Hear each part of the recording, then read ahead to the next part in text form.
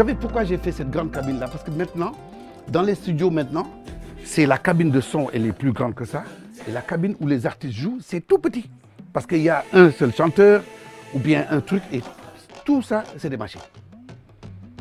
Moi, j'ai dit, j'utilise les machines comme moderne, mais j'utilise beaucoup de live.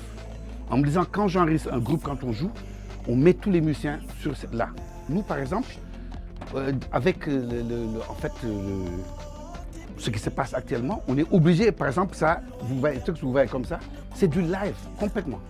C'est-à-dire que là, c'est des bandes, c'est quelque chose qui a été joué. Vous voyez, par exemple, là, j'ai mis la batterie et les percus. Le batteur qui joue, ça a été enregistré à Berlin en 1977. Non, c'est live, c'est pas samplé, c'est les bandes en fait. Ce qu'on a fait, on a numérisé la bande. À Paris, c'était assez compliqué. Vous avez toutes les coupures que vous voyez là, parce que le morceau était hyper long. Parce que nous, quand on faisait des concerts, quand des albums, les morceaux duraient 8 minutes. Maintenant, vous faites un morceau de 8 minutes, à la radio, ils ne le mettent pas. Tu es d'accord avec moi? Ils ne le mettent plus. Mais c'est bien pour danser et tout, donc on est obligé de couper. Et par exemple, ce que vous voyez, le batteur, le guitariste qui joue, c'est un guitariste, un jeune qui est à l'âge de notre enfant. Parce qu'il est né devant nous, quoi, le guitariste qui joue là. Donc on a mis des bandes de base. Et quand vous entendez, même les cuivres, c'est des cuivres qui sonnent. Par exemple, moi je mets la fin du morceau en fait. Ça, c'est des sons de... Le gars qui joue de l'orgue, c'est un Français non-voyant qui travaille avec nous, Jean-Philippe Briquel. Il n'était pas là. Mais on lui a mis ça, il a un son qui s'approche du naturel, tu vois, je veux dire. Et ça, c'est naturel. Il n'y a pas d'effet, il n'y a rien. Tu vois, c'est brut de décoffrage. Et maintenant, quand un beatmaker écoute ça, le gars, il a des plans. Ce qu'il va faire, c'est qu'il va prendre des boucles, il va mettre des pieds là-dessus. Les jeunes vont le consommer avec notre approche. Nous, ce qu'on veut, en fait, on est en train de travailler avec quelqu'un, de ne pas dénaturer ça et de ramener le modernisme là-dessus. Donc, vous voyez, il y a beaucoup de live où ils mettent des pédales et tout. Moi, je trouve ça, je suis désolé, ça tue le live, en fait. C'est-à-dire que maintenant, par exemple, mais moi, les gens qui viennent chanter avec moi, ils me disent, oui, on peut mettre autotune. J'ai dit, jamais. Autotune, il existe dans mon truc, je ne l'ai jamais utilisé. Je ne vais jamais, moi, ça ne rentre. Tu sais que moi, je dis aux gars, est-ce que je ne peux pas l'enlever pour quand on le demande? Ou bien moi, je ne suis pas là. Des fois, mon studio est utilisé. Je me dis, c'est dommage, pourquoi tu ne chantes pas? Va apprendre à chanter.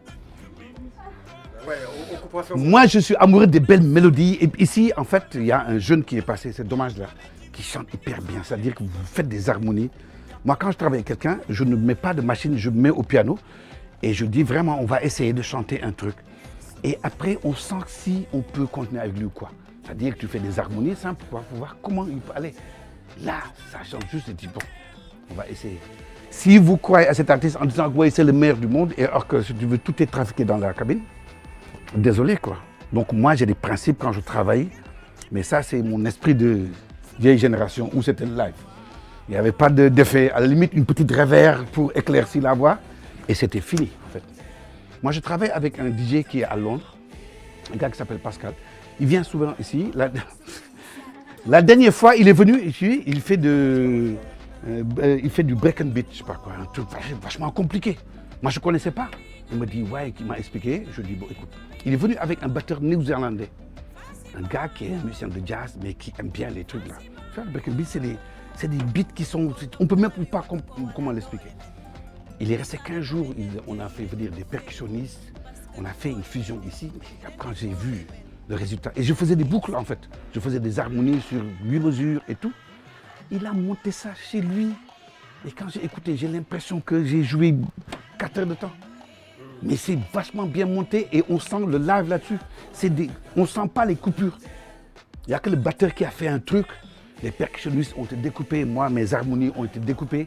Celle que j'ai faite à 8 mesures, il la prend, il la met un peu de truc parce que... Et ça, moi je trouve ça génial. Je me dis, là je peux travailler. Donc il vient, chaque album je fais 2 ou 3 titres. Et j'aime cette expérience-là. Et ça fonctionne en fait.